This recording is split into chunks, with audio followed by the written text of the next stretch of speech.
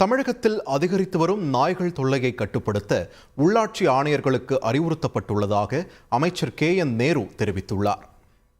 மாண்புமிகு உறுப்பினர் அவர்கள் சொல்லுது, நேற்று கூட சென்னையில் நம்ம மாண்புமிகு துணை முதலமைச்சர் 3 இடங்களிலே நாய்க்கு கருத்தடை செய்கிற அந்த அந்த இடத்தை திறந்து வைத்திருக்கிறார். ஒவ்வொரு இடத்திலும் அதை செய்கிறோம். பிராணிகள் வதை தடுப்பு சட்டத்தின் கீழ் அதை எடுத்து அதை முற்றுமாக ஒழிப்பதற்கு வழி இல்லை.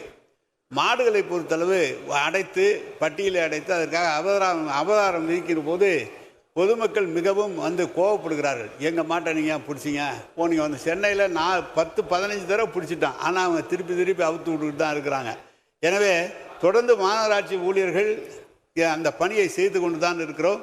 எனவே நாய்கள் தொந்தரவு என்பது மிக அதிகமாக இருக்கிறது. எல்லா இடங்களிலும் துறையினுடைய அனைத்து ஆணையர் பெருமக்களுக்கும் சொல்லப்பட்டிருக்கிறது. உறுப்பினர் அவர்கள் சொன்ன கருத்து அனைத்து ஆணையர் பெருமக்களுக்கும் தெரிவிக்கப்பட்டு அதை உரிய நடவடிக்கை எடுக்கப்படும் என்பதை தெரிவித்துக் கொள்கிறேன். விரைவாக அதையெல்லாம் பட்டியல் அடைத்தால் நீங்கள் சட்டமன்ற உறுப்பினர் நாளைக்கு எங்களுக்கு வந்து இதை விடுங்கன்னு சொல்லாமல் இருந்தீங்கன்னா நாங்கள் பிடிச்சிருவோம் உடனடியாக. நீங்களே மாட்டை பிடிச்சி பட்டியல் அடித்தா நீங்கள் உடனே வந்து விடுன்னு சொன்னால் அது எப்படி சரியாக இருக்கும், அதை பார்த்து